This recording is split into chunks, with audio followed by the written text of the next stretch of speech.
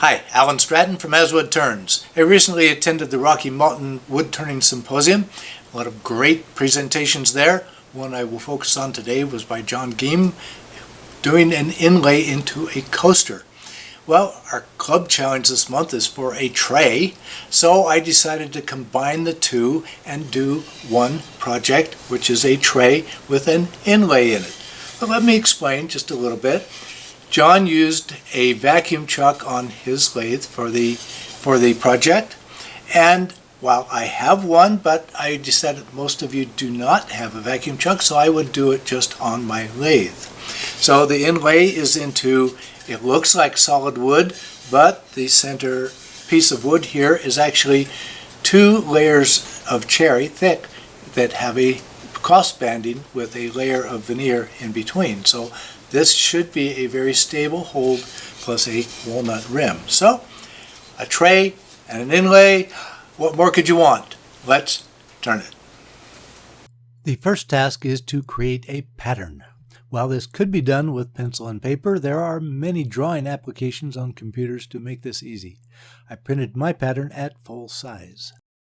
My plan is to have solid wood, in this case cherry, in 2 layers, one for the top side, one for the bottom side.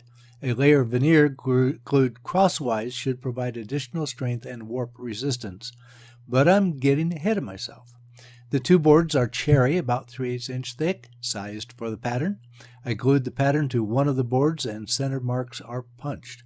This board is double-stick taped to a sacrificial piece of plywood.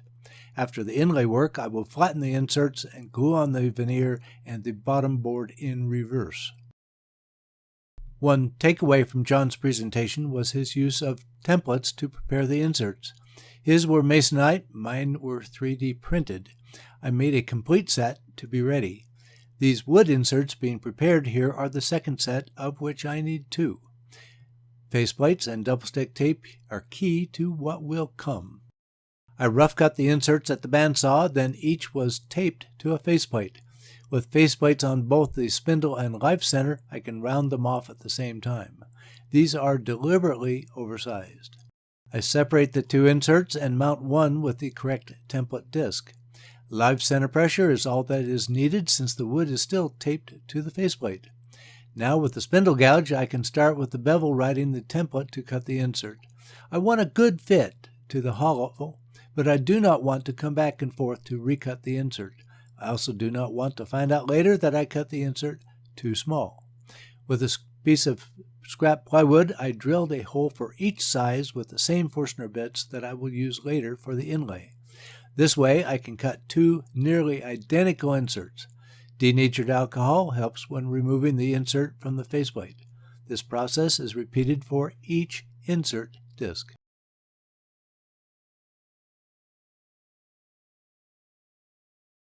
A little more preparation. I made another large faceplate and pre-drilled a lot of holes, since I do not know exactly where they will be needed. I also double-stick taped my cherry to another piece of 3/4 inch plywood. Also dug out a reverse chucking adapter that I have rarely used. This chucking adapter does not revolve like a life center. It does have threads to match the lathe spindle and a number 2 Morse taper for the tailstock. I will not show the center insert since it really has no drama. But now for the fun part. I've center punched the center of each insert on the paper pattern. With a pre-drilled faceplate on the tailstock and my pointed live center in the spindle, I now press the live center to the pattern. Keeping this pressure on, I sink 3 or 4 screws through the pre-drilled faceplate into the plywood backing my pattern. With everything secure, I swap the live center that was in the spindle for my Jacob's chuck with the Forstner bit. Then drill the hole using the tailstock ram gauge as a depth gauge. I had initially thought to have reversed the setup with the project wood mounted on the spindle instead of the tailstock. However, there was not enough room to set the screws. A benefit of this mount now is that the project wood does not revolve. Only the drill bit is rotating. This keeps what would be very wild and crazy very easy. Now using the wood glue instead of CA glue, I glue in the inserts. My sizing board doubles as a clamp call. I trust wood glue over CA glue. Overall, I have the time to let the glue dry. The glue only needs about 20 minutes before I can move on to the next set of inserts. When all inserts are complete, I let everything dry overnight. Again, I align the wood with the live center pressed into the center mark, screw everything together, and drill for the insert.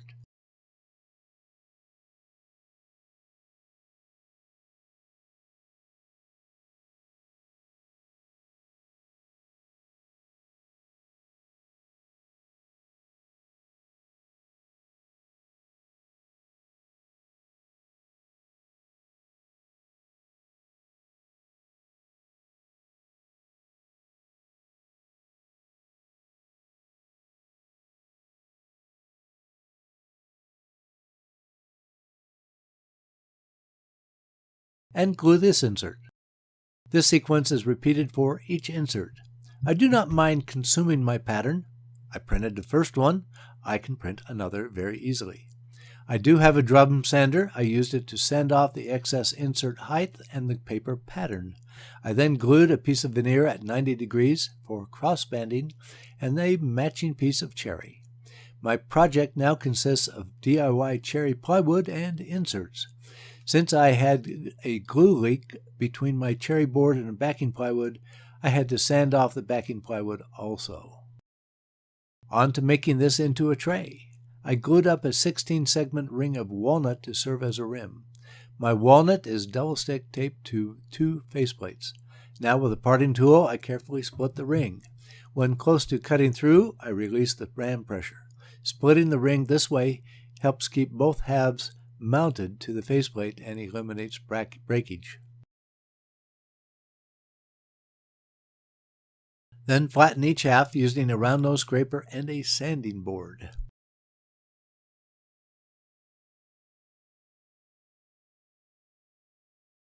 Then glue them back together with 1/2 segment offset. I never trust a single segmented ring. Instead, splitting it in half and re-gluing it with a 1/2 segment offset provides significant strength. Back to my cherry disc with inserts. It is now mounted to another faceplate with double-stick tape. With another faceplate pressed with the live center, it is stable while I trim the edge. I need a uniform edge with no taper.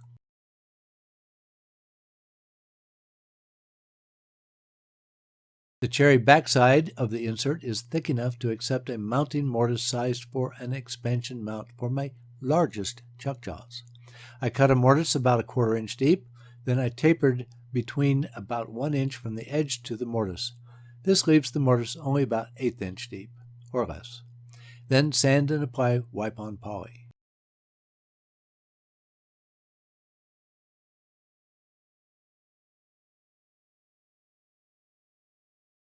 Next, I need to cut a recess in my walnut ring to fit the cherry insert package.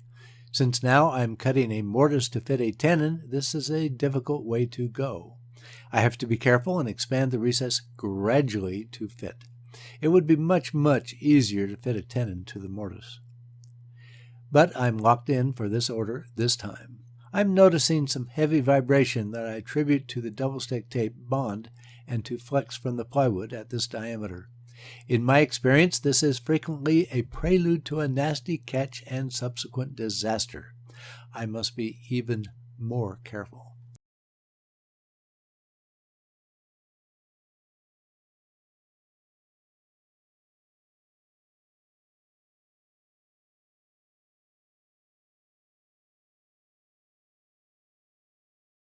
Then glue the insert block into the walnut rim.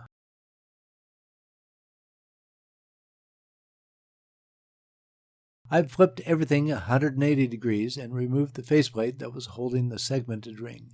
This is my opportunity to finish the rim profile. I settle into a flared rim and a bead next to the center inlay. Then sand the rim. Most pieces have already been sanded and have a coat of wipe-on poly. I need to blend everything together now.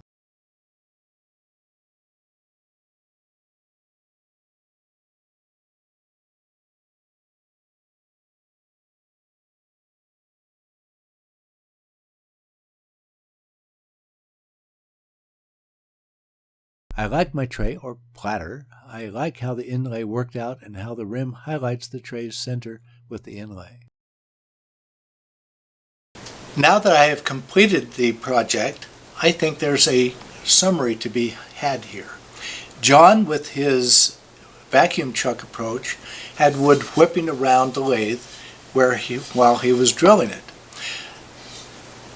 In switching over to the lathe only, I found that I could not attach my faceplates together on the headstock, but that had a fringe benefit that here on the tailstock, but the drill on the headstock, there was no big amount of wood flipping around. So that's a big benefit.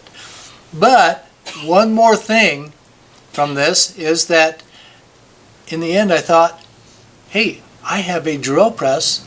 Wood doesn't need to flip around on that. Why can't I use my drill press and my lathe, having each do what it does best? So I guess I'm not finished. I have to do another one. Stay tuned. Please give this video a thumbs up, subscribe to my website because my notifications are more reliable than YouTube's. Please tell your friends about my weekly videos. I do appreciate your comments and questions. Please wear your full face shield whenever the lathe is running. Are you wearing it?